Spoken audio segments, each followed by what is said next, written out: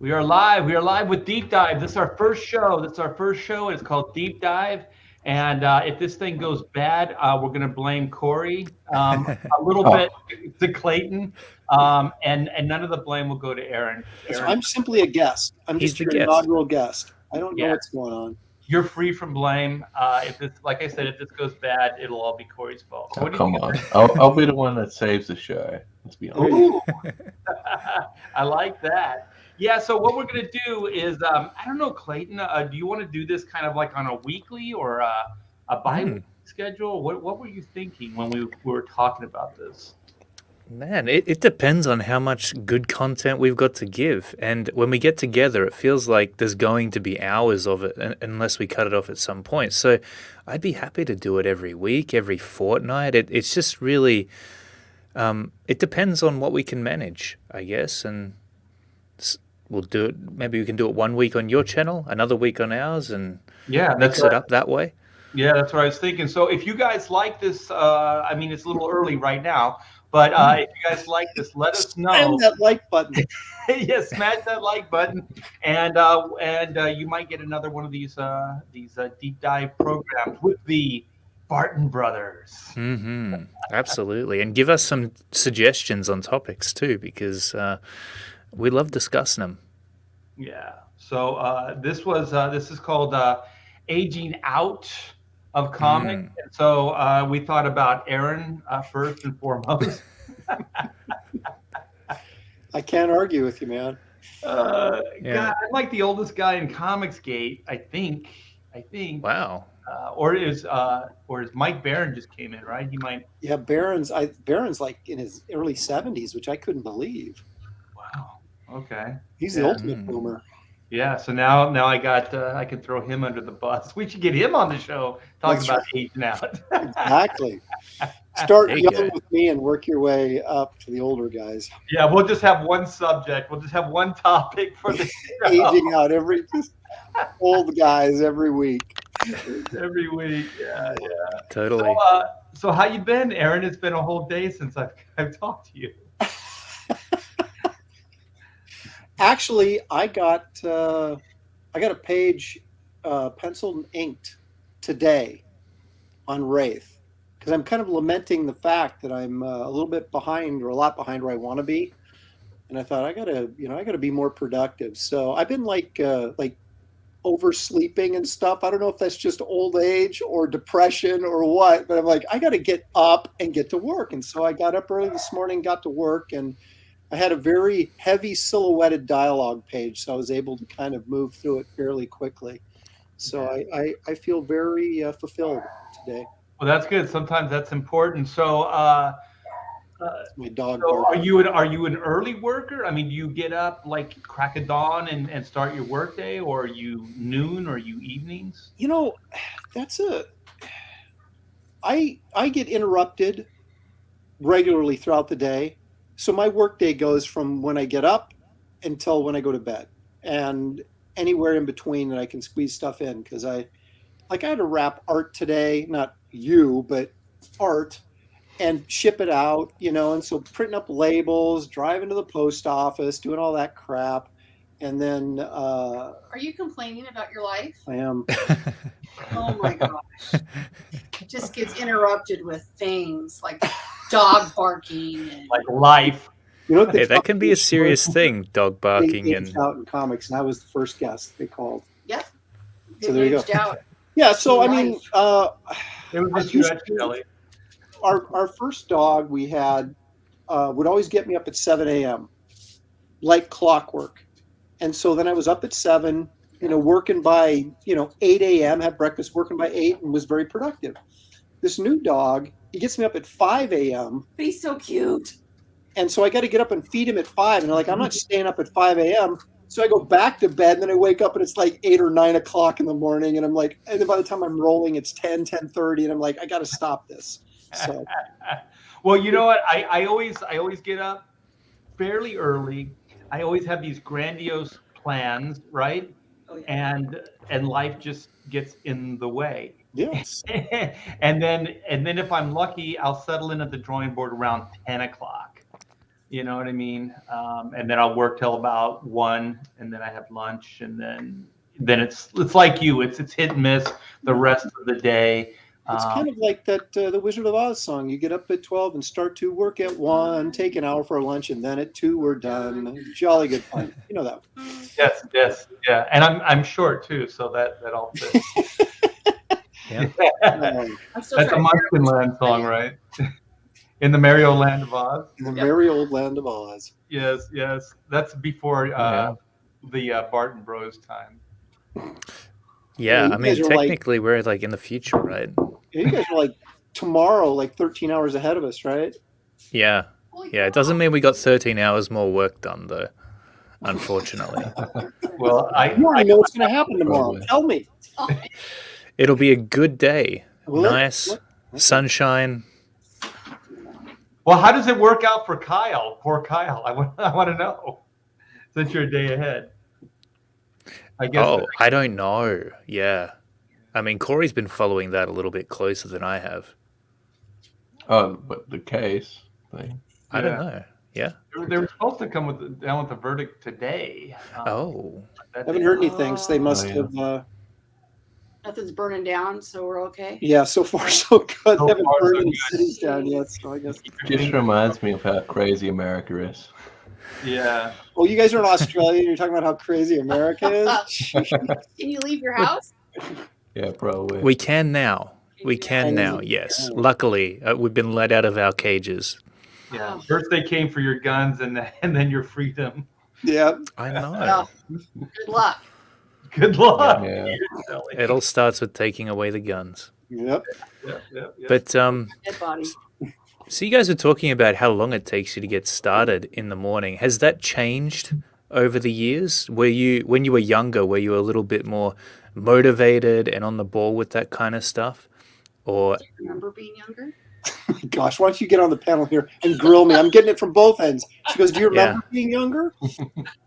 because I got to imagine like you wanting to get into the industry, and I'm not sure if you went to the Cubit school and whatnot, but it's like you've got to be better than all the rest, right, in order to score a gig at one of these companies. So as a younger man, did that make you get up at like 5 a.m. in the morning, Well, work all day until dusk, and then Yeah, we had our first son like immediately, right? So we were basically 9 months married and had a baby. So we were, there was no sleeping in, you know what I mean? So I was always up, and whether I wanted to be or not, and I've never been cool. a morning person ever, Yeah. but just, out of necessity. So, but my life really, since I've been married and had kids, my life has been like you get up, you start working, and then your day just gets broken up through a million different things. And so I just work till I go to bed. It's always been that way. Mhm. And hopefully I get 8 hours in there someplace, Right? Yeah. Yeah, I used to Before talk that, you had about more. You Hmm? go to New York all the time. And Well, yeah, what I was trying to break in, but Mm. I used to refer to being able to work like on a battlefield, like, because there's all these interruptions, there's all this stuff that's happening all the time.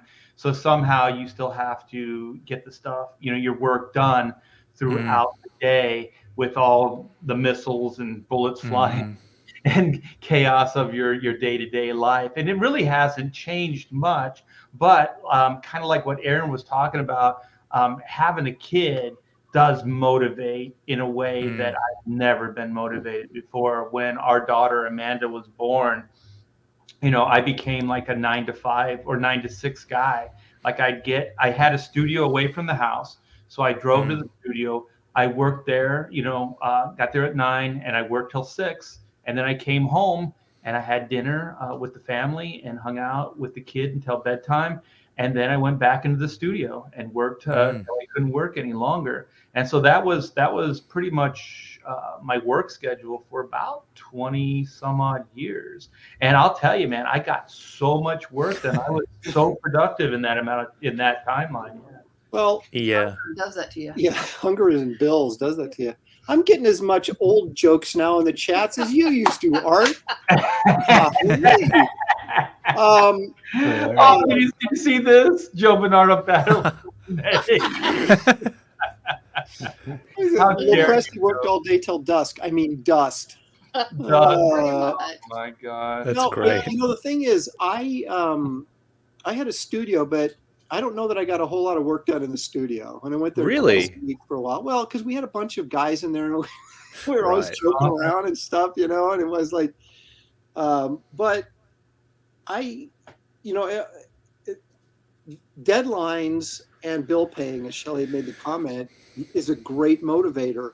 And so it was always, I had, what I felt was how much work I had to get done every day per week to pay the bills. And from hell or high water, I got it done, Right. regardless of how long it took and how late I would end up staying up.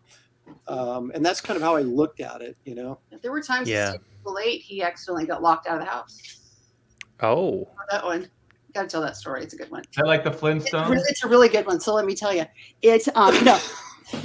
I locked. His studio was in the garage. She locked me out because you locked the door in the garage, and I was still out in the I didn't garage. even remember.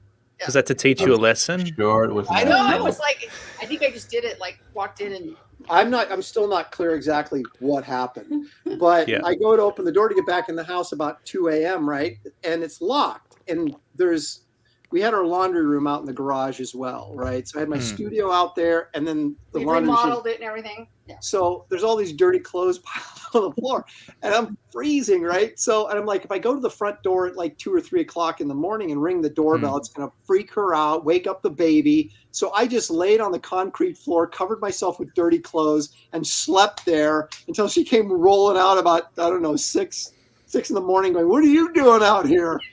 You locked me out." He worked all night. Oh. I can just imagine you knocking on the door. Let me in. Let me in. Well, can you imagine, like at 3 a.m. He just woke boom, up the boom, boom, boom, boom. baby. I Oh was my like, God. no, I Yeah. just wasn't gonna do it. Yeah. I just Totally. picked it up and slept with the dirty Oh. clothes out in the garage. Yeah. Well, Clayton, have you or Corey, have you guys ever fallen asleep at the drawing board? I've never fallen asleep at the drawing board. I've always been like, okay, I can't work anymore. I can't, because sometimes you get to a point where you can't actually function. And that's when, no matter how motivated I am to work, that's when I've got to get some shut eye. But I completely relate with what you were saying about having a kid, because I have a little lady who's just about to turn 12 months old. And ever since she came along, it has been a complete mind shift where all of a sudden you're not just drawing comic books or doing commissions for yourself anymore to build up revenue in the bank account. It's to put a roof over your family's head. And that's it's not about you anymore. It's about your family. And that's a massive motivator. Right, They're so fun at that. Oh gosh. Mm. Just wait. You'll Okay. blink and off they go. Yeah. But I have fallen asleep at the drawing. Wow. And really? yeah, so I was You working. didn't fall out of the chair? And No. My head came down and hit the board. Oh. Pulled me back up. I was like, boom, whoa. Really? What kind of work were you doing before your head hit the board? Like, were you still like drawing kick-ass artwork at that point, or was it your pen slowly veering off the page? I didn't make a mistake, if that's what you're asking. You were just unconsciously drawing at that point. Yeah, there was sweet perfection still happening. Was the best work you've ever done? I don't know about best work I've ever done, but the work did get done, so that was the most important part. But there's one thing. Well, there's a couple things at the studio that I never did, because the away studio is no TV set, and there was no couch, and there was no bedding or anything. So I never allowed myself any comfort. So I was always there just to work. So no internet, no social media. Nothing. And well, I would have like music. So we had like our player, and so we would play music and stuff like that. But there were a couple nights where I was kind of like, this is where I can relate to Aaron, is it was late, work still had to get done, so I told my wife it's gonna be an all-nighter, and so I knew that I couldn't work any longer, so I was like, well, I'm gonna get a couple hours sleep. Well, all there is indoor outdoor carpeting at the studio. There's nothing soft at all, so I ended up like just sleeping pretty much on concrete. That's Floor. hardcore. Yeah. See, So I can relate, Aaron. I'm not obviously as old as you guys. I'm only 30, but I think back to my 20s, and I'm like, I can't even I remember. look at what I achieved in my 20s, and I go, dude, I don't think I could do that again. Do you guys have that experience every now and then where you look at what you accomplished in your earlier years and wonder, how the hell did I ever muster the level of motivation and dedication to achieve that? Yeah, I started out in commercial art before I got into comics, and it was regularly, I was in a studio, and regularly somebody would come in, the guy who ran the studio would come in at Friday at 4 o'clock, 5 o'clock, just when you're getting ready to leave, and go, Wyden and Kennedy needs these 4 commercials storyboarded by Monday morning, right? And so then you're working the weekend. And I actually had one job that came in on Friday afternoon that had to be done on Monday, and it was a poster. I literally worked, how many? 48 hours, 72 hours straight through. I had a couch in my studio, so I'd go there and crash for an hour or two, get back up, and work straight through for 72 hours to get this poster done by Monday morning. And that happened all the time. But I was in my mid to, I was mid 20s. But yeah, I was like, yeah, I'm single. And now it's like it's 10:30 at night, and I'm like, well, time for bed. You start. There's no way I'm drawing till midnight or 1 a.m. I can't do it anymore. But the thing is, when you get older, you start realizing how to avoid those things too. Yeah. Like when I was younger, there was a lot of all-nighters. There was a lot of just crazy hours and things like that, and usually just procrastination throughout the day. And then it comes about like 3 o'clock, and you're like, I haven't really got anything done. So then you end up just working all night to try to finish up something. At my most productive, and this is when I ran Hack Shack Studios, we were doing like 4 to 5 books a month with the studio. So, that would always break down to like 4 or 5 pages a day. So, to make the schedule. So you just for each person?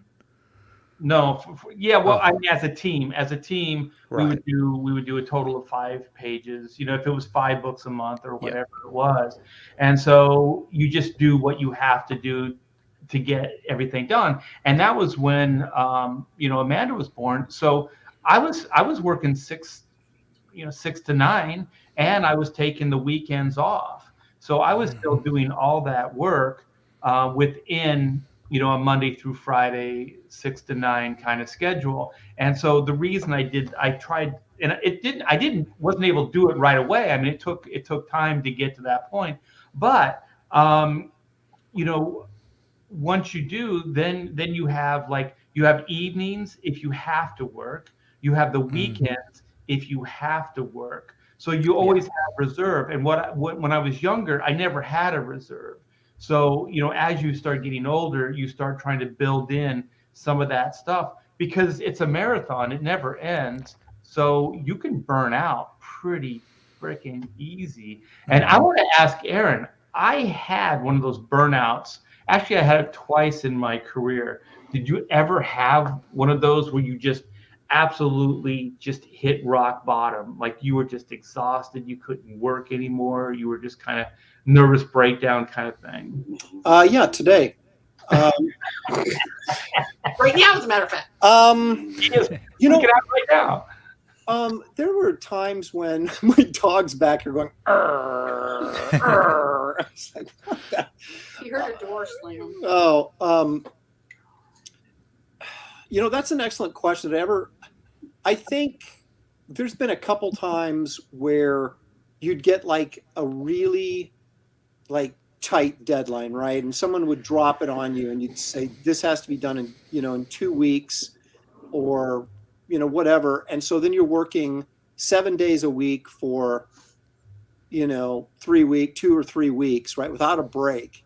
And at the end of that, you're just like, you need time off. But I would say, and now that you bring it up, when I was working at CrossGen was going out of business. right? But they hadn't officially shut the doors. So I was still technically employed by them. Did they lock you in? You couldn't leave.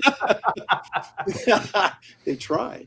They tried. So I was working on a book for them, right? But I knew they were going under. So I was making calls to like Marvel or whatever to see if I get something over there. And I picked up Captain Marvel.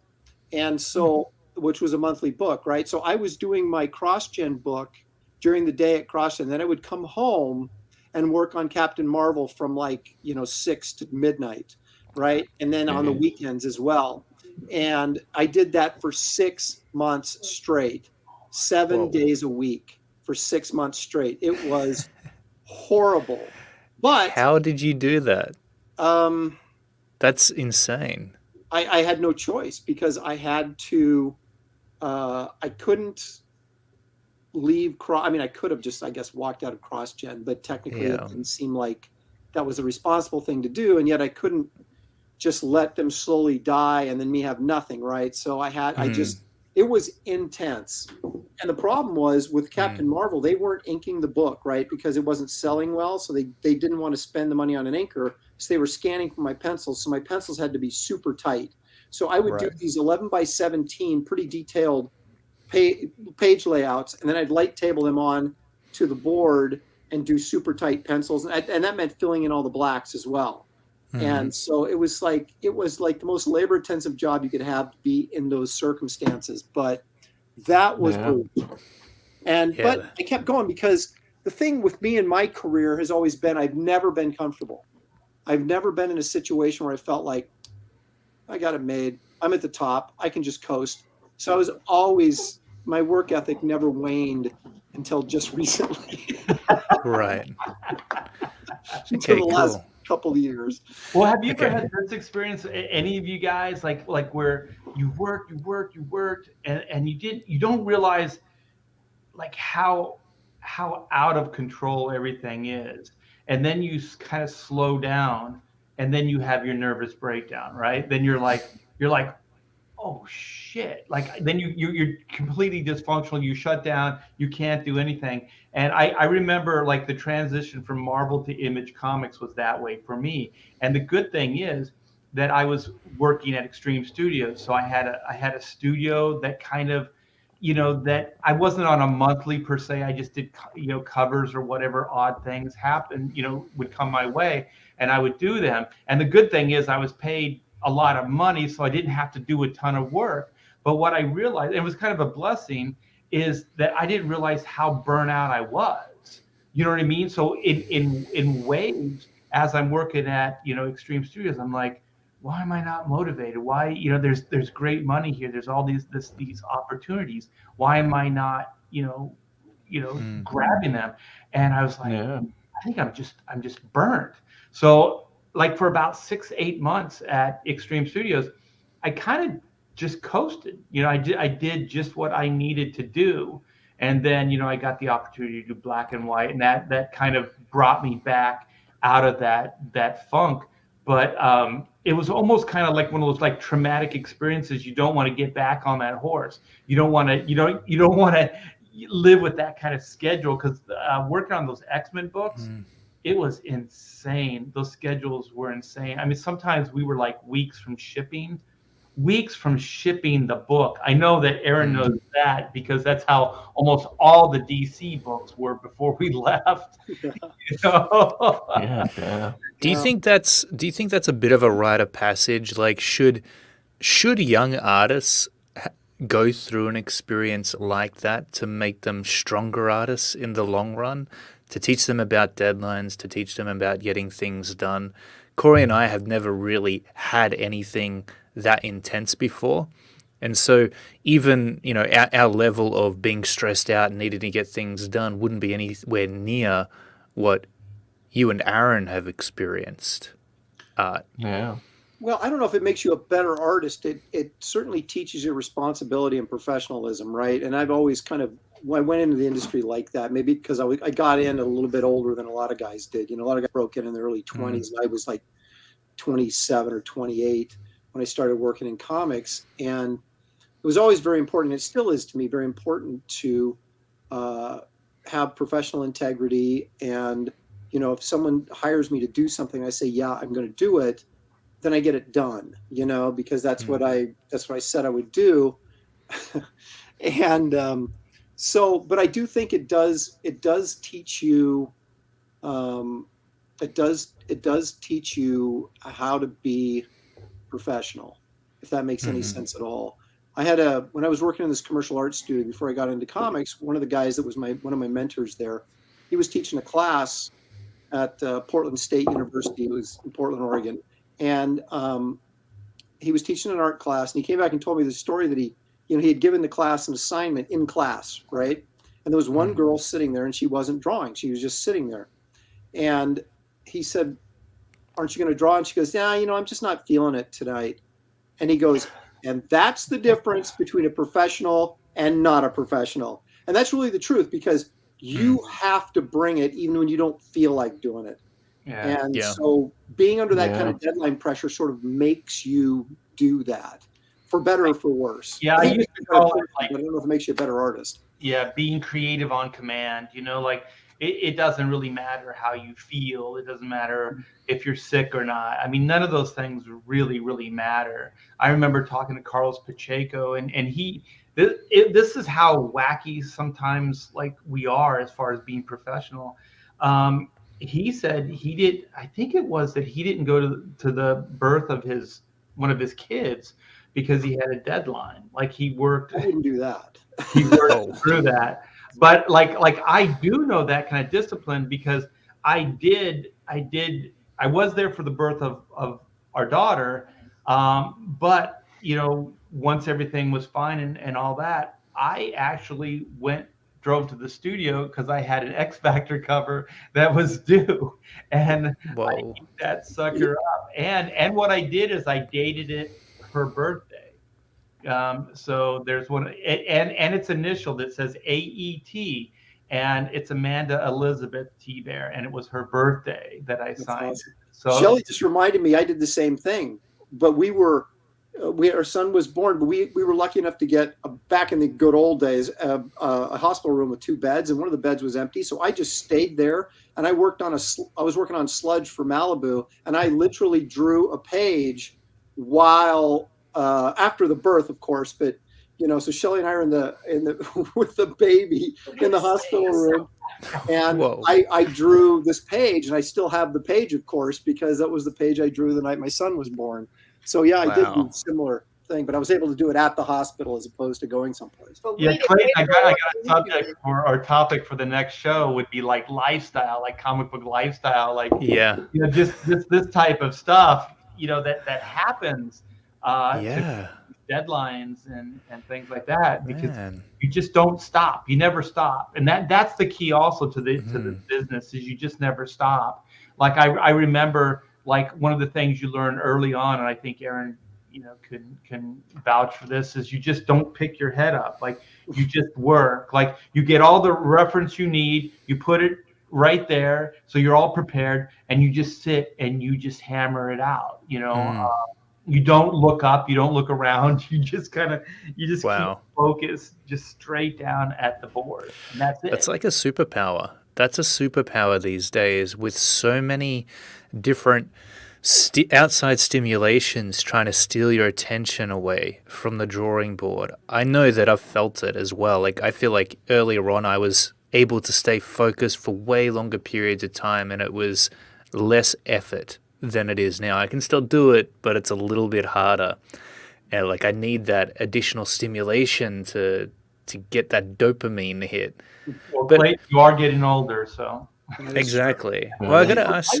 I was brutally disorganized when Shelley and I got married, and she's a math teacher, so she's very organized and focused. And she would always get on my case about make a list. And so you were talking about earlier about just getting overwhelmed, right? When you just stop for a minute and look at the entire mess you're in, and all the deadlines, and you're juggling 2 projects. You're just how in the world, So I learned that from Shelley, was that I was just okay, make a list so that, now I know what I've got to do. What's the priority? Get that done, move on to the next one. And it does sort of relieve that pressure, that anxiety you get from just being overwhelmed and buried in multiple projects with deadlines there's no way you can meet, right? Right. Mhm. Somehow you meet them, but I do that now more than ever, where I have Post-its all over my drawing board. So before I go to bed, I put a to-do list for the next day. So Yeah, those are good it's like idea. a checklist that I have for the next day. And so I do try to do that now. The disappointing part is that usually the checklist goes into the next day. You know what I mean? Because you can't do everything on the checklist. So then those last two things become the first two things you need to do the next day. Hey Clayton, should we talk about aging out? I think we have do we have to? This is much more interesting. Yeah, We have for sure. Aaron, Well, we have Aaron for about a half hour. Yeah, longer. Yeah, because I got to go to bed. I'm too old. yeah. I guess we've kind of been flirting with that topic for the last half an hour. So Yeah. the first thing I'll ask is, let's define. How would you define aging out of comics? Because when you mentioned it, that was the first time I'd ever heard it before, at least put in that way, Art. So how would you describe or define what aging out of comics actually means Well, for a just young person? to clarify, Aaron and I never aged out of comics. We're still just as vital today as ever before.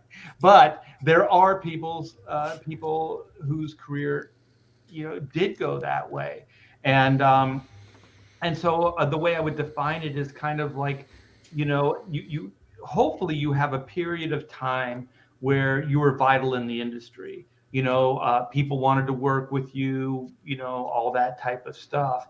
And then, as you progress, maybe time and style moves on and you stay in that one style or that one approach, and so you kind of don't follow the trend. You don't keep moving with what's happening, and so then that's one way of aging out, that you could not be relevant stylistically. You could still be very, very good at what you do, but it just isn't the flavor of the month anymore. So there's style. So what else, Aaron? What There's else also, accompanying with that is also the political aspect of it. And I don't mean conservative, liberal. I mean in the sense of who's in charge and who you're friends with. Okay, so if you take a look at all these, say, early Marvel artists from the 60s and 70s, right? They were guys that Stan could count on, and as long as Stan was in charge, those guys had work, right? Now, when Stan leaves and someone else comes in, whether it's Roy Thomas or whoever, some of those guys start to trickle out. And when the new guys come in, those become the guys that the new editor-in-chief and the new editors focus on, right? So now no one gives Herb Trimpe any work. No one, gives Sal Buscema any work. No more, and these guys are suddenly, and a lot, that sort of happened to me at DC because I was a Dan DiDio guy, right? Dan brought me in. Dan took care of me while I was there for the 10 plus years that I was there working for DC. Dan gets let go, and then suddenly everybody that I worked with there gets let go, and now no one cares about me anymore because they're all focused on the people that they kept are the younger editors who had hired different people, and that's their focus now. And so suddenly there's no place for me anymore, right? And so I think that happens a lot too. And it's not a matter of, oh my gosh, Aaron's doing his best work of his career. How can we possibly let him go? It's just, I don't know Aaron. Aaron represents the old guard with Dan DiDio. Dan's gone, Aaron's gone, and that sort of thing. It didn't happen to everybody, but it does happen that way. And so it's like a regime Yes. change, Yes. and it can seem like aging out, but Yes. what it really, it kind of, in a way it is, because Right. usually when there's a regime change, there's younger people coming in, Right. running the show. And so usually, they don't have a lot of interest unless they're really cool and they understand comic books. They want to hire the young upstarts or the guys that they think are cool, or even like their the people that they kind of came up the ranks with, went to school together, or whatever, kind of thing, like that. So that could seem like aging out. And then there's literally like aging out, where you can't work really anymore, or you can't perform. You just, your productivity's down. Maybe your health isn't that good, and things like that. So I think that is like literally aging out. So that's at least three that I can think of. And I think the regime changes actually happens more frequently than anything else. And the funny thing is, the only guys that are immune to that are the guys that are managed to get to superstar status, like Arthur Adams or the Kubert brothers or people like that. Because they're always going to use those guys because they have cachet that nobody else has, right? And Yeah.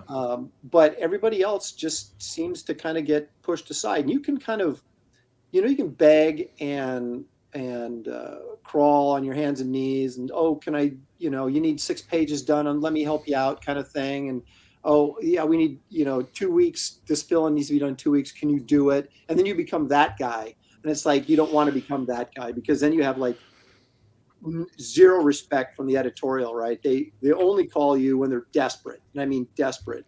And I wasn't going to go down that route, and because well, you don't want to be the fill-in guy, Yeah. then you become the fill-in guy, or the guy that you call in a pinch.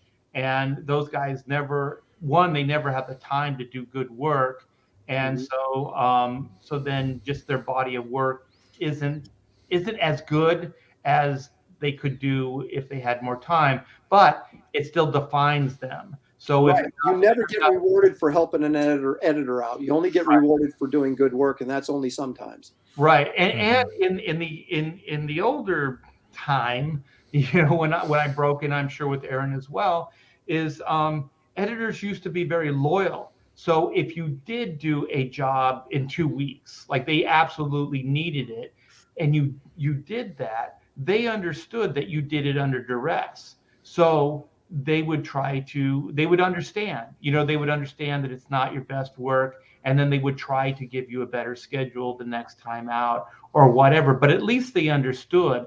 Nowadays, they would just judge you based solely on the work, and then you wouldn't get any more work. Right. Because they wouldn't realize that what you did for them was a big service. Like, you actually got the book done. Yeah, you saved their butt, but you saved their ass, schedule wise. But it's like we were talking about last night, Art. It's like no one remembers if a book is late. All they remember is how good it looks, right? So if if the book's on time, right? So if you're the guy that's saving people's butts all the time, doing not great work because you're always saving everybody's butt, they're going to look, 6 months from then, they look at it and go, wow, this really sucks, man. Don't give this guy any more work. Right. Right. And then they'll look at, say, I'm not going to mention any names, but someone that took a long time, and maybe the guy you bailed out, right? And he's done like 3 issues in 8 months, and it looks fantastic. So he's always getting more work and better jobs and better jobs, and still not meeting any deadlines, right? So, I mean, that's just the reality of the business, which is it made me very bitter. Absolutely. Yeah, because it's not fair. And the hardest thing for me was realizing that there was a shift that was happening, because even up till like the last couple of years at DC Comics, I was still bailing out some of these editors as far as their schedules were concerned. You know what I mean? But then I started realizing that it's not getting me anywhere in the long run. Right. It's taking care of a problem that exists, but you're only as good as your last job. Yep. And so those guys weren't going around telling other editors, Art did this in 2 weeks, that type of thing. And then they go, well, this is really good for 2 weeks. They don't do that anymore.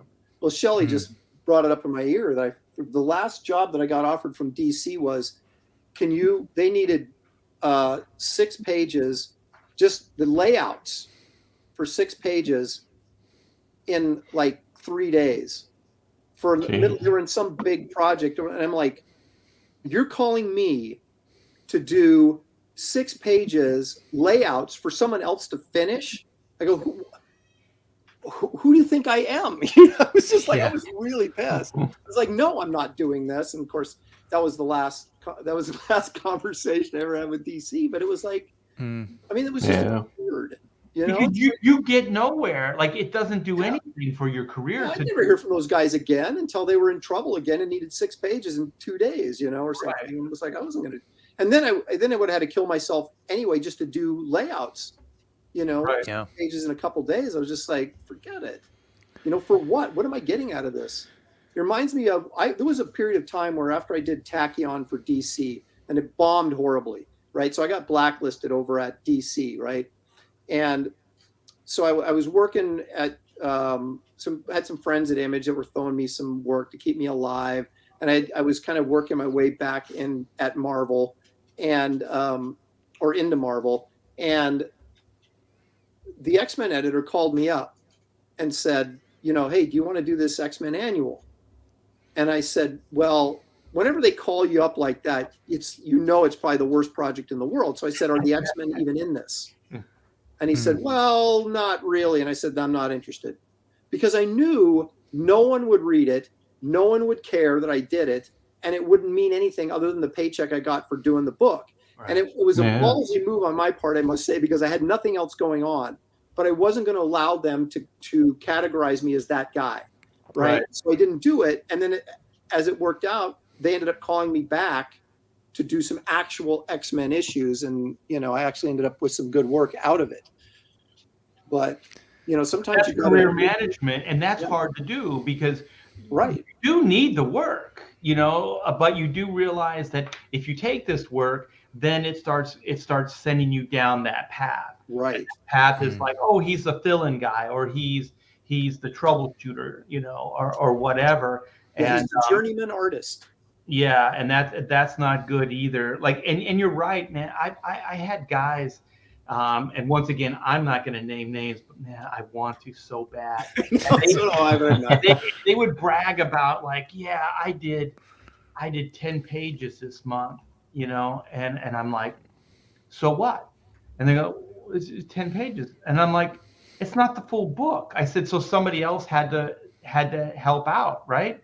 Yeah, and I was like, where's the pride in that? Like, I always prided myself on doing the book. Like, you know, it's 22 pages, you know, and I never wanted anybody else filling in for me or doing any of that stuff. So when I committed to 22 pages, I committed to 22 pages, you know. Totally. Yeah.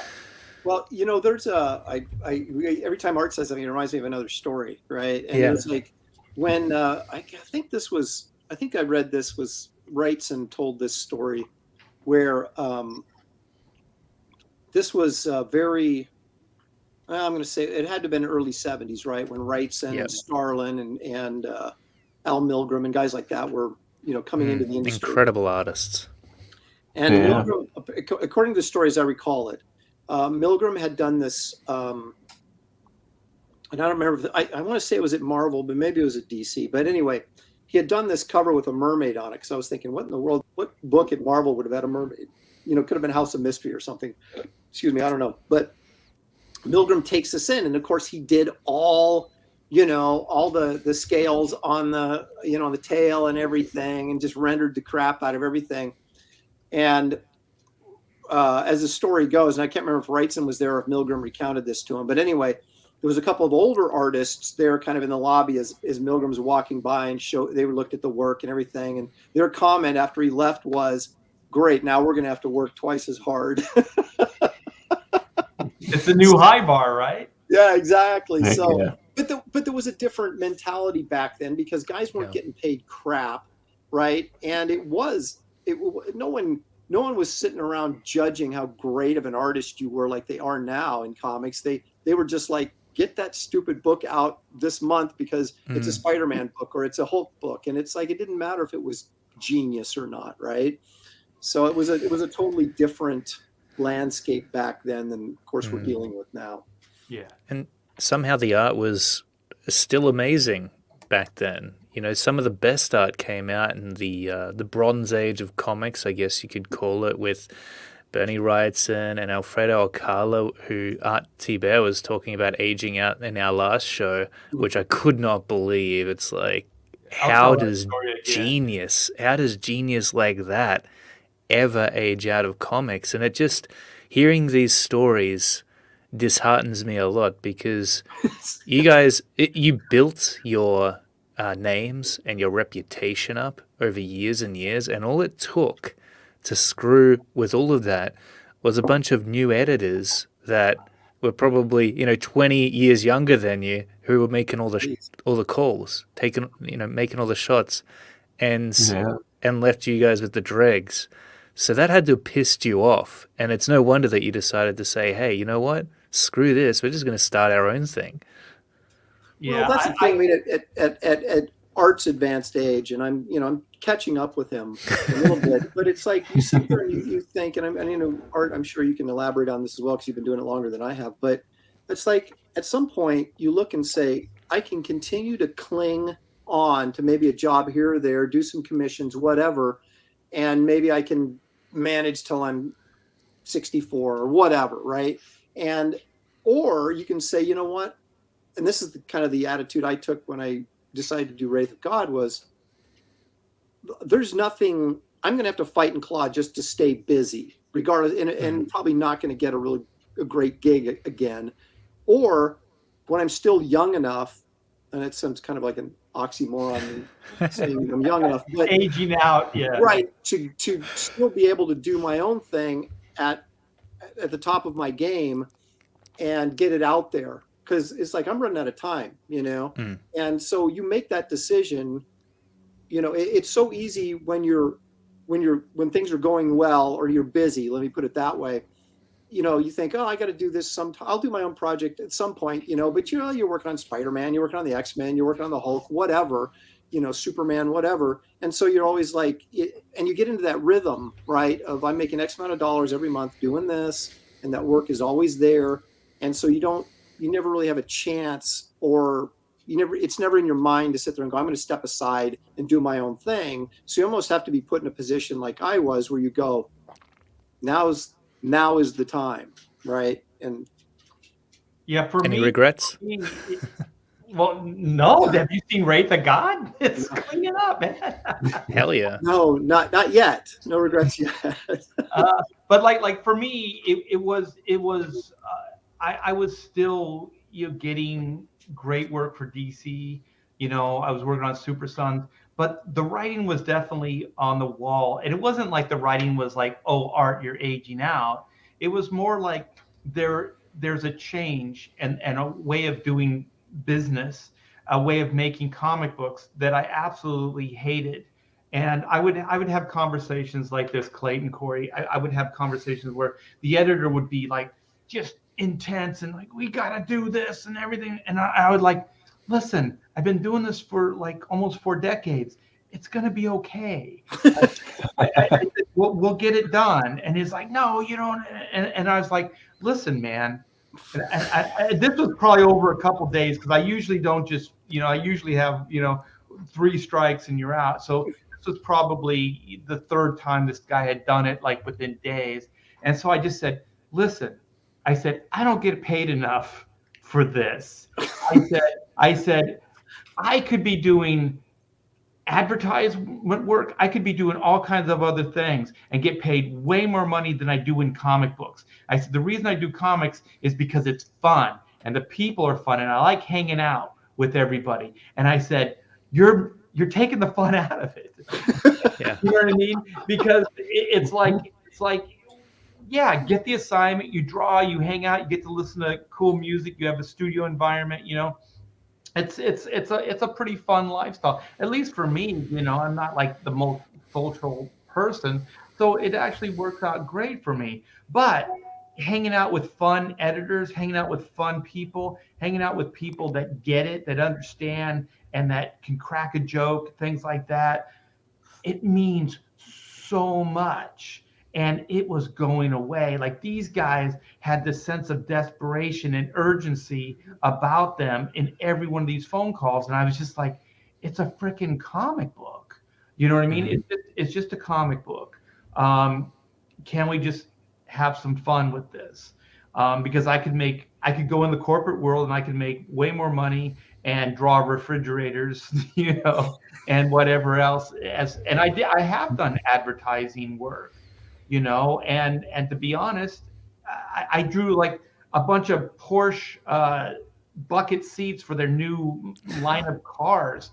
I got paid more than 2 months worth of comic book work to draw like 8 bucket seats. You know what I mean? Oh, wow. Crazy. It's absurd.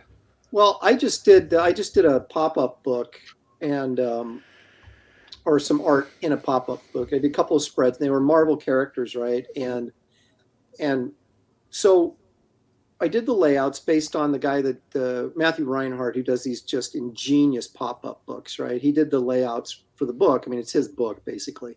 And so then they just needed me to come in and draw this Avengers spread, draw the X-Men spread, right? And I'm like, cool. And so I did, but we had to do them all in pencil stages based on the layouts that were provided for me. So then they go to Marvel to get okayed, right? Well, they okay everything. I come back, I draw everything, ink it, or finish it up, ink it, send it back.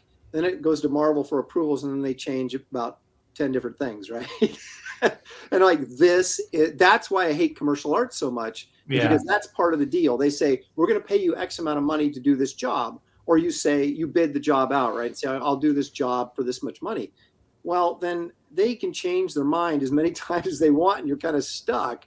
Whereas when you're doing comic books, it's like you're on that deadline, man. They can come back and say, oh, fix Superman's emblem, or, Spider-Man's, webbing isn't right, or whatever. And you can make some quick changes here and there, but there's no time for let's redo the whole thing, which happens a lot in commercial art, because you're always going through art directors that are like, maybe change that hand a little bit just so they can put their mark on it, right? And so then it's really frustrating. And that's why I enjoyed working in comics, even though it was such a rat race, and it was so intense all the time for deadlines, but you never had to go back and redraw stuff. What was that Kirby said? I get paid to pencil, not erase. Not erase. Yeah, there's There you go. we witnessed him like not using an eraser, and he's like, "Well, I don't get paid to erase." Yeah, exactly. So like for me, like as far as just aging out, it was that one convention that Clayton was talking about, that I was hanging out with a Jim Lee. This is before Jim Lee was Jim Lee, right? I think he was still working on Alpha Flight. And so we were Jim liked to party in the day, so I did too. So we got along. And so San Diego Comic-Con, and we went to some party, and there was Alfredo Acala, and he was just kind of sitting there, and he looked really destitute. And so, we talked to him a little bit, and he was just talking that he hasn't been working. And so, he was just kind of asking us, like, do you have any work? And we just started our career. We wouldn't have anything, for you. And so, then Jim and I hung out, and then, we went, later just kind of hung out in the room and had like one of these deep conversations that you have when it's 3 o'clock in the morning, and you're a little buzzed and whatever. And so we were both talking. It's like, how do we avoid this? How do we make sure that this type of aging out, like this isn't our fate, right? And there's been a lot of comic book artists that it has been their fate. Like even worse, like, you have creators like Siegel and Schuster, and you have Kirby, and you have people that should have been billionaires, you know what I mean? And then the industry just kind of used them up and spit them out, based on them being naive at the time, or being very generous, or just not understanding the way the industry worked. So, Jim and I are talking, and we came up with two things. There were two things. There was you create something, an IP, something that has legs, that you can use in perpetuity. That's yours. You own that. You can sell it to film. You can do whatever you want with it. And then the other was to create an entity, like a studio or something like that. And so then, he created Wildstorm. But Hack Shack Studios existed before Wildstorm. Actually, it was Homage Studios at the time. And so, then, there was that. So then, Homage became Wildstorm, and then he created a whole publishing division out of that studio. Hack Shack Studios was always more of a production studio than it was, an IP, type of venture. And so, but I thought that maybe, Hack Shack Studios could be that. Maybe there was somebody that I worked with that I could pass the baton to, that could keep it going. And, after 20 some odd years or so, I just realized that that wasn't going to happen. So then, I started going back to that creator idea. I had already created Black and White in the 90s, Chrono Mechanics, and things like that. So then when Comicsgate, and this type of idea became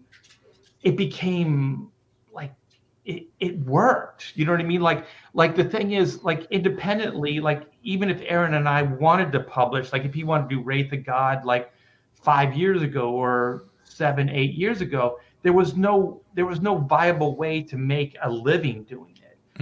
Like there were publishers or Dark Horse or Image that probably would have published it, but there would be no money in it. Right. And so like Comicsgate comes in, and all of a sudden it's viable. It's viable to spend, your blood, sweat, and tears, put your IP back out on the market, work this hard to create something for yourself. And so the way I look at it is like, just as far as like putting a nice bow on aging out, is that I'm going to go down swinging, and I'm not going to go down, I'm saying it now, hopefully I'm not going to go down, at Marvel or DC, because it will eventually suck your soul. But like right now, what we're doing is I am more interested in comics than I've ever been. You know what I mean? Like every day I get to draw and write what I love to do. Like I'm creating characters that I want to work on, and I'm sure Aaron's the same way. But this is things, I wish I could have done earlier, like that's why, like somebody like Billy Tucci, he's got like She, and he never really stopped publishing She. You know what I mean? So he's got all this body of work. He's got like a legacy that you cannot take away from him at this point. And so hopefully something like Wraith of God or Black and White or Chrono Mechanics or something like that will have that kind of, or Kozar will have that kind of longevity. Sorry, I've got comic relief going on in the background while you're talking, Art. Didn't mean to undermine the seriousness. Attacking my legs. Like, I just see Shelly's hands, and I see the back end of a cat. Look, he's so cute. He's so honoring. You take him. He is a. Oh, it's a dog. Oh, it's a dog. Look at this guy. He's so honoring. He is. If you're not giving him attention all the time, he's like chewing on. He goes and finds like stuff that he knows you don't want him to chew on, and starts chewing on it. Or starts chewing on your foot, which you don't want. Or my pant legs. The story of my life. Anyway, I apologize for that sidebar there. Let me ask you: do you think that if Alfredo Alcala and Jack Kirby had another option besides what was available back in the day, which was you either work for the big two, you do what you're told, you take the work you're given, or that's it. You become very out of fashion very quickly. They had another option other than that, like we've got with Comicsgate, the option to start your own thing and to build something brilliant. Do you think maybe things would have been different? Maybe they would have been, maybe not billionaires, but at least millionaires at some point. I'm sure Kirby would have jumped at the chance, because he did a lot of independent work in the early 80s when the first independent wave, like Pacific Comics and stuff, he did Destroyer Duck and Captain Victory and different things like that for these indie publishers, because they were just, Kirby had sort of at that point had aged out of mainstream comics. No one was using him, but these new startup companies were like, oh my gosh, we can get Jack Kirby, that'll really legitimize us, right? So it was a totally different attitude. Right. And so he'd always, Kirby was, is best known for being an idea guy, right? I mean, he created practically the entire Marvel universe with Stan's help, I'm sure. But so he always was coming up with, look how many good characters he left at DC. He jumped over to DC. And so I think now, somebody like Alcala would have been, in my opinion, probably just a company guy. I don't think a lot of those guys were, a lot of the Filipino artists that were brought in the 70s, extremely talented, but they were brought specifically, as I think Graham Nolan pointed out the other night on one of our shows, that they were brought in specifically to be union busters, right? So that Neil Adams could not unionize, and they would bring in the Filipino artists to kind of break the union, right? And so these guys, extremely talented, and some of my favorite artists came out of that group, but they were company guys. I can't imagine that they would have been, maybe at least at that period of time, they would have, maybe somebody like Rudy Nebres, I don't know, or Redondo possibly would have, or Nino, would have been creating something on their own and looking to do their own thing. Cause I'm sure they did a lot of that stuff in the Philippines, but guys, Alex did a lot of design work and stuff like that for Disney, so yeah, he would have been primed for like a Creator-Own or something like that. Yeah, Alex Nino is still doing great stuff, and I don't know, he's got to be like in his 80s, and he's still doing really cool stuff. Yeah. So, but I think it would have saved some, and I think it probably other guys who wouldn't have. I mean, it depends. I mean, art is very different from being a guy who's an inker, but he's also a really talented artist. So he's a guy that brings more to the table than just a singular skill set, right? So someone like Alcala would have always needed, I think, something to work on or someone to work over. Whereas, guys like me or Art, or, I'm not going to put us in the same category as Kirby, but guys that like write, draw, and create new characters, where we would be guys that would be more apt to look for an opportunity like that to do that. And to just play hypothetical to your question, Clayton, is Kirby and Lee, if Image Comics would have happened even 10 years earlier, 20 years earlier, those guys would have been working in Image Comics, because like Jack Kirby was a big friend of Image, but the thing is, he was an older guy, he was like not really that interested in drawing anymore. So, it just never happened. But I think if he was younger, he definitely would have done that. It's kind of like what Aaron was saying with Pacific Comics and Captain Britain, or Captain, what was his name? Captain Victory. He would have jumped on it. He did with Pacific Comics. So I don't see any difference. With that. I don't know about Stan Lee. Stan Lee is one of those interesting, like, is he a company guy? Is he not a company guy? So I don't know about Stan Lee, but I know Jack Kirby, most likely would have done it, in the early Image years, for sure. So how closely is aging out of comics tied to your style then? Is it just really determined by whoever is working at the studio that has employed you, and the cards that you've got in front of you?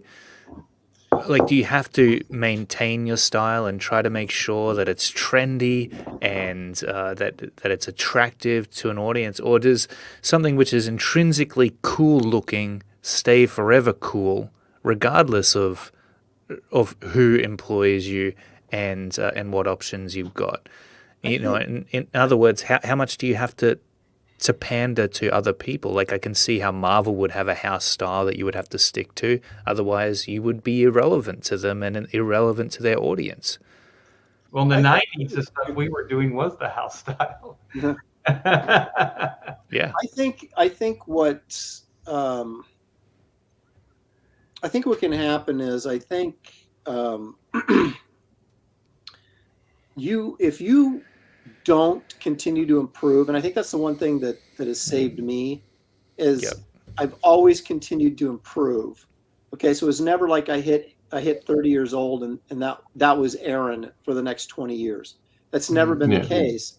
And like I said, most of that has been just driven out of fear, that I never got comfortable, like I said before. So I was always striving to get better and looking at people and saying how. So I didn't necessarily, a couple of times I tried to drastically change my style, but it just wasn't me. So I said, what I need to do is do what I do, but do it better.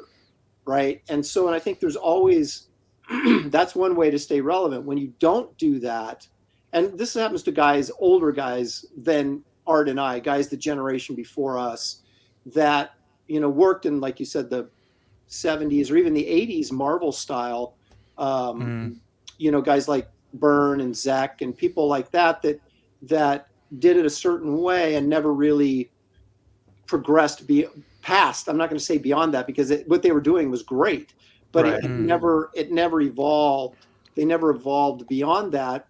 And that's why you see, Byrne put out a meme, or someone put out a meme of Byrne that said, hey, if it can happen to Jack Kirby and John Byrne, it can happen to you. And it's true. I mean, those guys were giants in the industry, and that's a double-edged sword, because you could be like John Byrne, and you could basically, or Neil Adams, you could define a decade, right? So there's all these clones, there's all these people that are drawing like you, right? So but the thing is, once that decade's over, your relevance is somewhat over as well. I mean, you'll still continue to work and things like that, but styles will change, and new people will come in. And so that's kind of a form of aging out too, even though they're very good. And there's like Jerry Ordway is the guy that I talk about. Like, I use this all the time. Like, his style is so good, but it's just, people look at it like, it's old fashioned. It doesn't really work anymore. So like for me, since like that early wake up call, at the San Diego con with Alfredo Alcala and stuff, I always thought like, I'm going to fight to stay relevant. So I always look at style. I always look at what the industry is doing. I always just take it all in. And so one of the things is, I never wanted to be defined by one thing, because I knew that could come back to haunt you. So even as good as John Byrne was, things moved on. He couldn't rework it. He was so John Byrne, you know what I mean? Like, he couldn't change it. He couldn't change up. Somebody like Dan Jurgens, I think, becomes and stays more relevant because of the inkers he works with. So for him, and I remember having these conversations with him, Dan is always the same Dan Jurgens. Like, he always draws the same. Like, since I've known him, almost 40 years ago, he draws the same. The layouts are the same. Almost everything's the same. But the inkers are different. The styles are different superficially over what he does. And so then that helps him stay relevant. That defines and keeps him moving forward. And so I do think, like, for me, the reason like that West Coast look, even though like that's what it was called in the 90s, even though I had some ownership of that, I ignored it and I moved past it, because I knew that it was also going to date me. You know what I mean? That style was going to date me. So I could keep going with it, and still get work. But at some point you have to pull back. And even when I started at Image Comics, people still wanted me to work in that style. And I was already clearly starting to try to evolve beyond it, trying to do something different. And so for me, it's always been change it up, try something uniquely different. So I don't think my work from the start to right now, you might be able to see some similarities in the work, but I think it really changes quite a bit. And what I would like to do independently with CG and what we're doing now is, I would like to just keep doing that. You know what I mean? Like, every project, just uniquely try a different approach to it. Try to make it like whatever the IP is, kind of model the style to that. And with Chrono Mechanics, I did. And so that's not the same style as Black and White. So I'd like to keep trying to do things like that, as long as their audience will support it. That's the big thing too. Yeah. Right. Yeah. Is that the same case for you, Aaron, as well? Well, yeah, what I'm doing with Wraith of God, I originally was going to have Matt Ryan ink it if he was available, which it ended up, thankfully, he was able to find, some work, because I didn't know, because when I wasn't working, he wasn't working, because we were a team. And, but he finally hooked up on, I think, a regular gig at DC again. So he was unavailable. But if I had hired him to ink Wraith of God, it would have looked like Justice League and, everything else that I had done at DC that Matt had inked. And so when I realized I was going to be inking it myself, I said, you know what, here's an opportunity, right, to approach this a little bit differently than what I normally do. And art is so true when he's talking about the Dan Jurgens things. I mean, finishes are so important for style, the last thing we see, right? So if I ink myself or I get Danny Mickey to ink it, Danny Mickey's inks are going to look way more cool and hip than mine are with the same drawing underneath it, right? And so what I try, I am doing this all in pen, and I'm not a pen inker at all. I'm a brush inker through most of my career, almost my entire career. And I'm doing this with pen 100%, and I'm doing it looser, not in the sense that it's sloppy, but in the sense that, I'm using more broken line stuff, and I'm not, my holding lines of my characters, where if I use a brush would be all these just perfectly controlled line weights and one continuous line with line weights. Now it's kind of a scratchy line here and a thinner line here and a thicker bunchy line there, because I want it to feel more like a dirty Western than I want it to feel like a Superman book, right? And so I'm not compromising my drawing, I'm just changing my inking approach to it. And it's giving it more life and more energy, which is always, I felt, the problem with my stuff over the years. If I didn't have the right inker, is that my stuff it didn't really translate great. I'd turn in these great pencils and they'd come back and kind of look like, well, this could have been anybody, anybody Jones drew this, you know what I mean? And it's like, right. It becomes very generic. Yeah. Right. The style that you're working right now, I really dig it. I like all the hatching, like just like a series of like gray tones that you're kind of amassing out of, like, it looks like chaos, but there's actually organization to right. And the thing is, the hatching. The thing is, even if when you approach it like that, even if you do this, like, really, I got some fine detail in there. I know it's going to break up when it prints, but that's okay, because then it fits sort of right into what I'm doing anyway. So you're going to have some broken line and just some, I mean, that's just, it's just a scratchier, I'm using like adjectives that don't really make any sense, but it's just a rougher, more, we used to call a grittier style, right? Or in the inking, a grittier style, whatever that means. Like, used to ink the Punisher, but ink him gritty. You're like, what? Well, then there's like, oh, ink him slick. Like, people used to go, oh man, your stuff is so slick, Art. And I'm like, what? Yeah. Well, the difference between my John Beatty and Klaus Janson, right? Yeah. And they're both really cool. And the neat thing about like what we're doing with CG is that we can change it up, and based on the IP or the story that we're trying to tell, we can control that look. Where in the mainstream, there really is kind of a certain level that you have to hit, and there is a certain expectation. So one of the things is I always wanted to use more brush, and there's things I wanted to do at DC before I left, but I couldn't, because one of the things they don't want you to take a chance. They want you to kind of keep doing the same thing that you're known for, that you do. And I do remember Klaus Janson, I had a conversation with him years and years ago. He was working on Dark Knight, Returns over Frank Miller, and I actually got to hang out with him in his apartment and see those pages. It was insane. I still can't believe that happened. And I remember talking to him. It's like, how do you hit this level?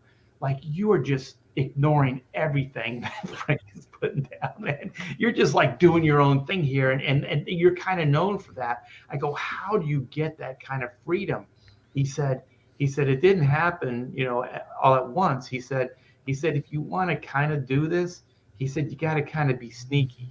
He said do it a little bit over months, like kind of have an idea of where you want to be stylistically, and then just kind of keep introducing it over panels and over pages and over months.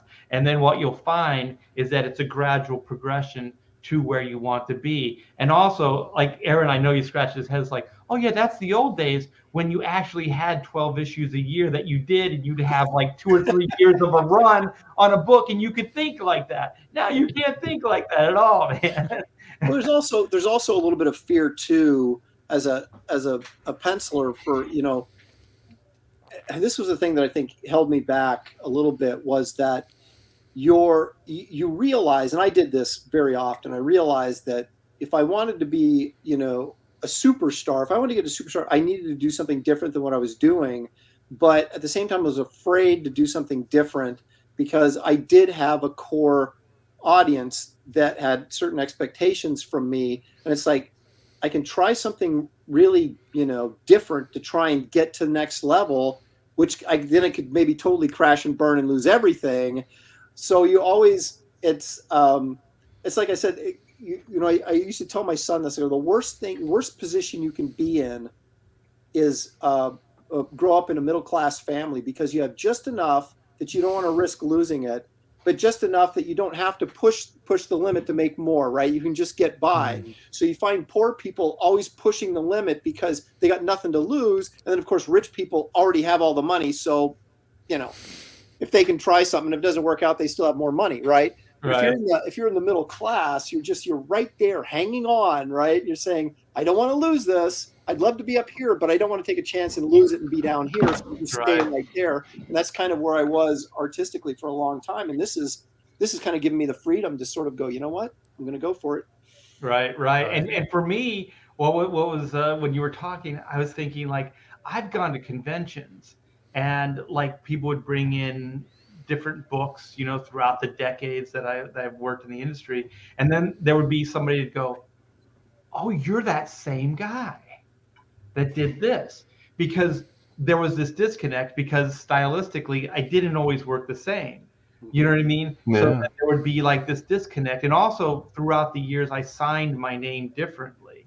And so there's this disconnect, because I always thought like David Bowie was cool. He had all these personas, right? So I was thinking like, well, that's how I'm going to manage my career. You know what I mean? I'm going to be like, Really? Yeah, for a while, like when I did the Fantastic Four and stuff, I was T Bear. So I did this big T and then dash BEAR. And so I would sign my name differently on things.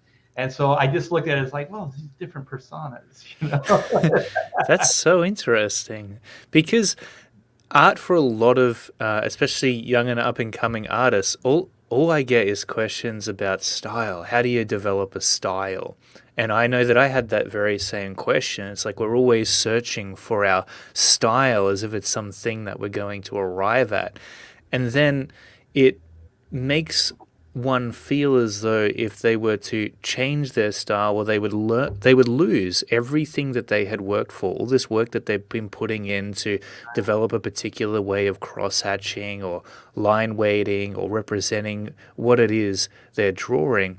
If they were to change that, well, all of a sudden their artistic identity is now something different. And for me, that freaks me out. It's like, I don't want my work to be too different. Otherwise, people will look at that and, I don't know, there's this weird underlying fear that they won't recognize that it's my work. But it seems like you didn't have it. In fact, you leaned into the whole making your signature, your artwork look different for, I don't know, like just to keep it fresh and to keep yourself interested in your craft. Yeah, like we were talking about aging out. I mean, you have to stay relevant. So if you can switch it up, and I do think somebody like Bowie, the reason he had relevancy, over the years is because he didn't do the same thing over and over and over again. And so I think you can kind of not age out based on that. But I know we've already kind of had Aaron longer, and I told Aaron an hour, hey, Aaron, if you want a book, feel free. I know you're old and you need to lay down. Well, this has been a really interesting conversation. So I was hanging in there thinking this is pretty good stuff. Before I tap out, you did bring up a good point that I thought was interesting, in that I think that we all want to be, well, now I don't know that it's even relevant to say this because I don't know how much of the mainstream comic industry is going to be left, in short order. But, when let's say like when Art and I were in the middle of it, right? In the mainstream is like, we all wanted to be superstars. We all wanted to be Jim Lee or Art Adams or somebody like that, where everybody just, respected everything you did. You got any job you wanted, you named your price, you named your project, that kind of thing. But what I've also kind of realized too is you can chase after that. But I mean, this is the harsh reality that we all have to deal with on some level in our lives of professionalism, right? Is like, you either got it or you don't, right? So I can sit there and it's nothing you can, when you're talking to style, it's nothing you can grab onto, right? It's just a way that you see things. And if you see them in a way that is unique and people find interesting, then you've got it. If you're a guy that may be more like me, that is, sees stuff like John Buscema or, Alan Davis or guys like that are really good, but they're not doing Barry Smith. They're not doing Travis Charest. They're not doing what Jim Lee or Art Adams or Michael Golden are doing. I mean, those guys they're doing stuff in a very different way than 90% of us do it, right? And that's why they're the kings of the hill. And you can try and adapt those styles, and that helps you to stay relevant, but it's never going to, you just can't change gears unless you're just flat out copy Art Adams, right? And then everybody says, well, you're just an Art Adams knockoff, so it doesn't work anyway. Yeah. So I think you either got a sort of unique vision that really makes your stuff that people really are attracted to, or you don't. It's a harsh reality. So you try to stay relevant by looking at, like, I like Kevin Nolan's stuff, so maybe I'll take a little bit of what he does here and there. And I like Art Adams, I'll take a little bit of what he does. I like Adam Hughes, I'll take a little bit of he does, and trying to improve yourself. And that's where most of us are at, is just trying to get better so that your art is at a level that people can't argue with the quality. You may not have this unique artistic vision that makes you a superstar, but at least you can stand on the quality of your work. And that's kind of what I've tried to do. Once you start to realize, because if you're one of those people that has that sort of bizarre, unique vision that just hits, I mean, it happens almost immediately, right? And if you don't, then you work to get better and better and better, so you can make your way. Because if you can't be a superstar, at least be venerable, right? So Yeah. Just do good work, and, so like good work and get it done on time. I mean, there are plenty of talents that are like that. I don't think those talents are going to make it in what we're doing, with Ozar, with Black and White, with, Wraith of God, because I think you have to have an individual voice. You have to have something to say with the work, and that is uniquely different than the mainstream. The mainstream kind of wants, like you were talking earlier, Clayton, about a house style. Up till recently, well, actually, DC had kind of that for years. I know before Aaron left too, was like that kind of Brazilian house style. They had, or was it Philip? It was the Filipino, I think, house style. That they were kind of, like the Ivan Reis and Steven Segovia and those guys. Joe Bennett. Yeah, and so it became kind of like this house style that was there, and so like that, it kind of molds you to be that. But like to succeed where we're at now, I think you have to be braver. I think you have to have that, like, well, I'm going to think outside the box. I'm going to draw it this way, right, wrong, and different, and hopefully we can attract an audience, which we seem like we are. Yeah, what a lot of that has to do with, though, goes beyond just your drawing. It has to do with your storytelling and your concept and your, what the ideas you bring to the table that are going to make it, I think Wraith of God was successful for a lot of reasons, but I think one of the reasons was I was able to come up with a cool image to promote it, but it was also kind of different. It's kind of like, well, is this kind of a Western? Is it a horror? Is it kind of a superhero thing? There was all these sort of elements that some people would go, oh, that reminds me of Western Spawn, or that reminds me of Ghost Rider, or that reminds me of this, that, or the other thing. So it hit somehow in a way that was attractive to a big enough audience that it was able to, to fund, right? And I think that's kind of the key. You've got to go beyond just standard fare that they can get at Marvel or DC, although I don't know if they can get standard fare at Marvel or DC anymore. Well, they're not going to get us. That's for damn sure. And that's what I kind of meant by your voice, like your voice, storytelling voice, like your taste, your interests, all those things are what become story and become these IPs. Because one of the things, like Aaron obviously is interested in Westerns and people fighting on horseback and that type of aesthetic. And that's why he chose that, and that's why he's going to excel at it. It wasn't like it was like a script that somebody wrote and just said, hey, you need to draw a Western town, you need to do this. This is something he's passionate about. This is something that's going to look way better than just like a monthly assignment, because it is heart and soul. It's his voice. And, I've been asked this a lot. I know this isn't about aging out, but it kind of is, because the industry is kind of aging out. If you think about it, like what Aaron and I kind of grew up with, it's kind of aging out. I mean, oh shit, there you go. There's the big revelation, right? Like the industry is aging out.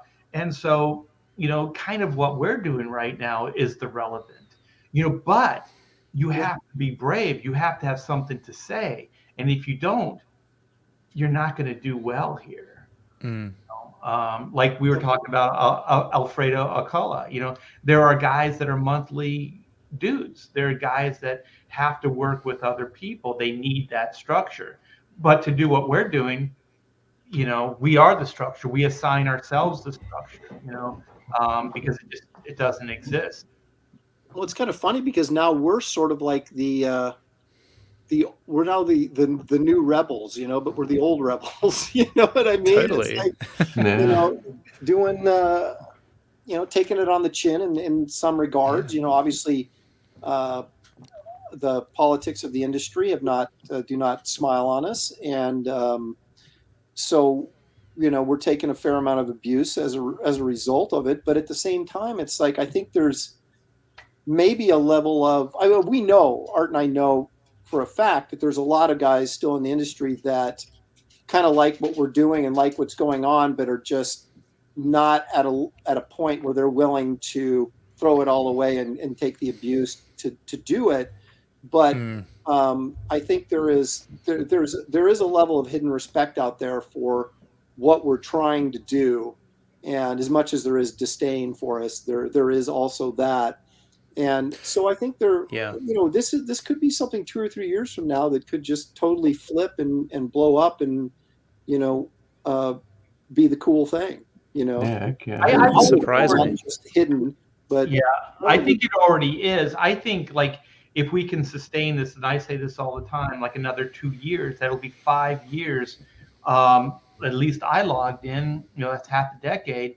Then I think that it will be undeniable. Like the history books, the comic history books will have to acknowledge this, if nothing more than a footnote, but they'll have to acknowledge, these punk rockers, these rebels that, due to the political, climate of the time, either were pushed out or decided to leave and to do their own thing. And what they ended up doing is they ended up bringing an audience with them and cultivating an audience, and that's powerful, and that's like Image Comics of the day kind of had some of that cool, like, oh, we're punk rock, we're doing it against the grain. But you know what? I remember talking to who was it? Was it Rob Liefeld? And he said, you know what, Art? It was a pretty safe bet, though. Image Comics, like we really didn't have, like, it was going to work. So it wasn't kind of like what Aaron and I did, we were pretty much burning those bridges and stuff like that. But I'm pretty sure, and history showed it. Like if Rob Liefeld wanted to go back to Marvel, after the first year or so of Image Comics, I'm sure they would have had him back. They ended up hiring them to do that Heroes Were Born anyways. you know, a couple years into Image. So, you know, it was pretty safe for Jim Lee, you know, to do Wildcats, because I'm sure if, you know, he wanted to go back to Marvel or to work at DC, I'm sure they would have hired him, you know. Yeah, you're right. Though I think that there is a lot of people working in the industry right now, and we were talking to one of those artists, and they said that they are a fan of what CG and everyone in CG is doing, and a part of them wishes that they could do the same thing. He also said that a lot of artists in particular are a fan of what we're doing. It's more the writers that aren't. Well, that was And the image thing too. Like, Right. like the Yeah. writers were like, how dare you? And I do think the revolution that happened after Image was a writer revolution that happened in the industry. And that's another reason why I think Aaron and I were probably not digging comics, because it did go from a visual medium to like a writer's medium, you know, and even Marv Wolfman and Lynn Wein I've had conversations with, and they both say, you know, as cool and as great as those guys were, they're saying we were always second to the artists. You know, Yeah. it's a visual medium, and that's those guys saying it.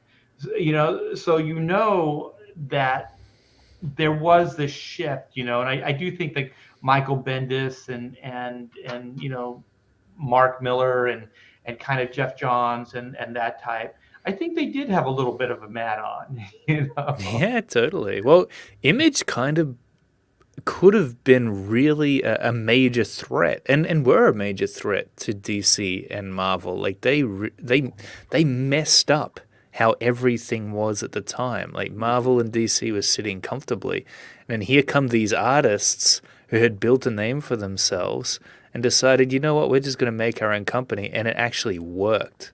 We're going to write our own comic books too. Yeah, you can imagine they would have been freaked out about that and would have wanted that to never happen again. But it kind of did, because, and even Marvel and DC, this is related to aging out of comics. You know, they were looking at people who had big Tumblrs and big Instagram accounts and were posting art on those social medias and looking at the followers.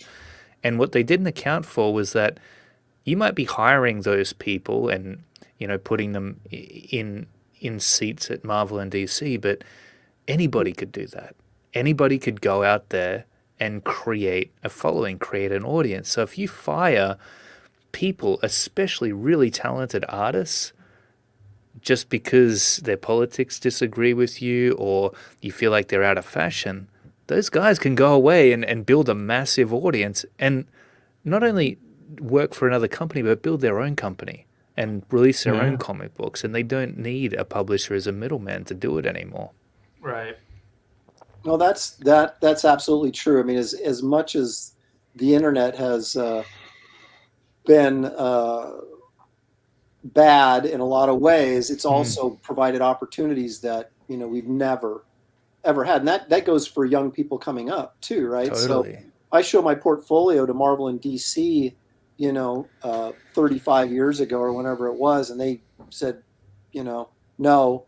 Well, if I'd had the internet back then, if you know what was going on now, I could have just done an indie comic, right, and get it out there and get a following, and maybe either stay indie or maybe Marvel and DC says, hey, this guy's popular, let's hire him, you know, and that's kind of where it's at right now. People have the opportunity to get their book out there and find an audience for that book without the help of Marvel or DC or any of these publishers.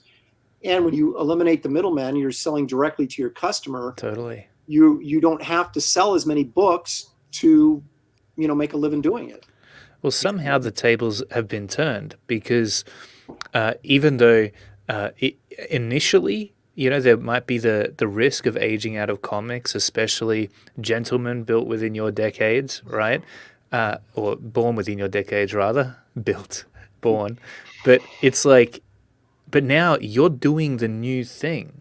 This is what's popular, is streaming to our audience live and connecting with them, engaging with them. It wouldn't surprise me if Marvel and DC are taking a very close look at what many of the creators within CG are doing right now in order to get ideas as to how they can get their audience back. You know, I wouldn't be surprised yeah. if they start getting their artists to stream Yeah. on their channel. I've mentioned this on my live stream, and they may try, but they're never going to be able to do it because what No. CP is doing is this is not a corporate mandate. This is not, we're not being paid to do this. Like you and Corey, you guys are here, you know, because you want to be here. You Hell know, yeah. we're Yeah. hanging out. You know, Aaron's past his bedtime. He's hanging out. You know, because he wants to be here. But it's not like, you know, I was like, I'll give you $50, Aaron, if you come on, you know, this new show that the Barton brothers and I are coming up with. You know, it's not like that. And so He's thinking about it now. He's like, why? Why'd they do this for free? Aaron's like, $50, all right. Yeah, But right. you know what I mean? It's like, Tell me that sooner. like that's what they would have to do. Like if they came to Aaron and I, like say we were still working in Marlboro, DC, and they said, you know what, we want you to give up an hour of your night or an hour and a half of your night, and we want you to help sell this book. I would tell them to kiss off. You know, so they would have to monetize it. They would have to pay us to do that because our time is worth money, and that's why it will never happen. Right. Well, that's why Yeah. I never did panels at cons ever, because I was like, unless you're paying for me to be out there, I'm not going to go spend, you know, a couple hours on panels when I could be at my booth earning money to pay Right, for my yeah. trip. Right. And so unless I had a comic book coming out, you know, and I really wanted to promote it, I never did panels. I never put they always would send out this little email, DC would, and say, hey, if you're going to be at Chicago, let us know so we can put you on a panel. It would never, well, I'm not going to be there. I'm not, you know, and I would go, but I just was like, there's no way. Yeah, I felt the same way. Like even like the new 52, you know, there was a DC memo that went out to all the freelancers, and it was like, you know, we strongly encourage you to use your social media to promote these books and things like that. And so for me, I get this knee jerk, like, well, no, you have marketing people that make more money than I do annually. You have salespeople, you have all those, and they get insurance. They, you know, they have all these things that I don't have. Let them sell the book. You know what I mean? And so at first I was kind of like, no, I'm not going to do this. But then I started thinking, well, I can spin this and I can promote myself. So then I started thinking like, well, I can post these things, but it's going to be more of like focus on me than it is the project I'm working on. So, hey, Clayton, do you have like one question, and we'll kind of wrap this up, like a question that that maybe Aaron and I we can get into, and then wrap up our first official, you know, episode. Yeah. Barton Brothers. Yes. That's right. It's been a good show. Well, man, I feel like we certainly covered it all. I would ask, you know, what do you think people can do to avoid aging out of comics? You know, especially younger guys like Corey and I, who are in the early stages of building our career and trying to attract an audience, trying to get people to support our work. But I almost feel like CG is the perfect example of that. Like, I feel like we're doing it. I feel like we are avoiding what the mainstream industry is facing right now, which is not just, you know, them aging out of comics, but comics aging out as a whole. Whereas we've come along and we've made it fresh again. We're pulling people back in and building the audience for comic books. So I don't know if you've got a different answer to that question, but well, let me, because I'm sure Aaron has something, but for me, you know how you were relating it to you and Corey.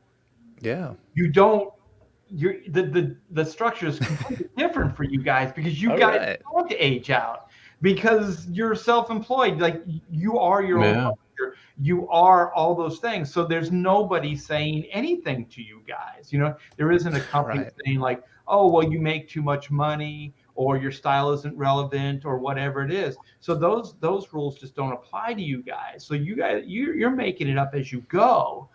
So the mainstream, you know, structure is quite a bit different than this. So it's like we've said, you know, many times on this live stream, just tonight, as long as we can attract an audience, that's your relevancy, right? As long as you, Corey, and with Kozar can attract an audience and you can sustain that and keep them happy. Keep improving.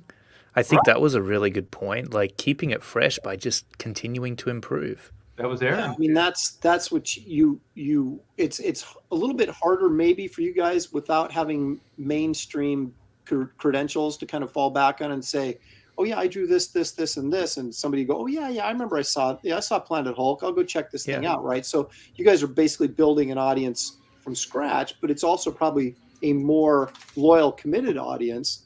And as you like you said, you continue to improve, you're going to expand that audience, right? And I think the only thing that you do independently is ultimately, well, what we're doing, and we talked about this earlier, is we're selling our ideas, right? Yeah. And so I think at this point, for me, for example, after Wraith of God fulfills in spring of next year, then it's like, okay, what do I do next, right? So now I have to make another good choice that's going to attract an audience and hopefully not make a bad choice that people are going to go, I'm not really interested in that. So I think that's the key. I mean, I think it's not ageism you have to worry about, but you still have to stay relevant with what you're pushing, your concepts and ideas. Yeah, because the thing is, like, you have an audience for Wraith of God. So some of it could be the subject matter, not just you alone. Right. So if you came out with an IP that was, a space opera or something completely different, your audience might support it bigger, or they might support it less. I mean, one of the things is like the difference between Chrono and Black and White, or Shane Davis's, Starlight Cats and Inglorious Rex. You know what I mean? Like one really resonates and connects in a bigger way. Each has its own audience. But having said that, for me, I'm not gonna get hung up on that as much, because Aaron said something earlier, and when we are older guys, we have to pick what we want to do more choosy, and because you guys have time, like we know how much time it takes to draw these books, and we know that I might have X amount of books still in me. You know what I mean? Before we've had that thought too.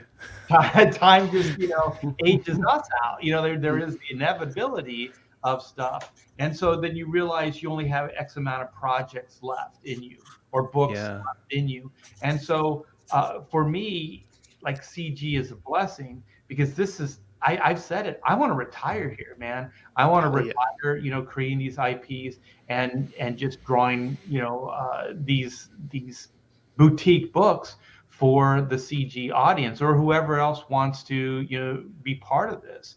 So leaving a legacy. Yeah, so that's for me. That's what I was thinking. Is gonna. That's hopefully what what my career journey will be. Yeah. Beautiful note to end on. Yeah. All right. Well, I want to thank you, Aaron. I know we kept you longer, than I told you the hour. But no, that's fine. That's fine. I've got a little penciling to do tonight yet. That's fine. I've still got plenty of time, so we're good. We're good. All right, brother. Well, I appreciate the time. I think I wanted to get you in because I knew that you would have a unique perspective on this. And Clayton was really interested in this topic, so I hope that we kind of got into it enough that satisfied your curiosity, Clayton. Because I think Clayton's I had a kid. I got to think about my future. Yeah, man. Absolutely. Yeah. And so, and I want to thank the Barton brothers, Corey and Clayton. You guys are the best. I always have fun going on your channel, and so we're gonna see how this goes, you guys. So if you like the new show, the deep dive, with the Barton brothers, we'll keep doing this, and we'll get guests on, as it kind of relates to the topic. And we'll keep this going. And most likely what we'll do is we'll switch either weekly or bi-weekly on channel. So the next one will be on the Barton Brothers channel. How to Draw Comics. Yeah. So all of us have YouTube channels. Aaron's got his YouTube. He kicks ass on that thing. There's still Wraith of God, which is in demand, and it's cleaning up. It's doing really, really well. Is Kozar still in demand, or where's Kozar? Yep. Yeah, Kozar's still in demand, and in demand, and we are aiming at the end of December to wrap up production on it and head into fulfillment. So we're really excited right now because we've been working on it for a while. We want to get it done. Yeah, the artwork that I've seen looks great. You guys work fantastic together. I'm hoping that your relationship can endure. What do you think, Corey? Comic book. My writing partner. That's going good. My wife. Yeah, and so it gets. Like I'm always learning from Clayton, so it's been a good experience. I'm learning from Corey too. Yeah. There you go. Yeah, there you go. All right, you guys. Well, have a wonderful evening. Thanks again. Thanks to everybody in the chat. You guys are the best. And we'll see you next week.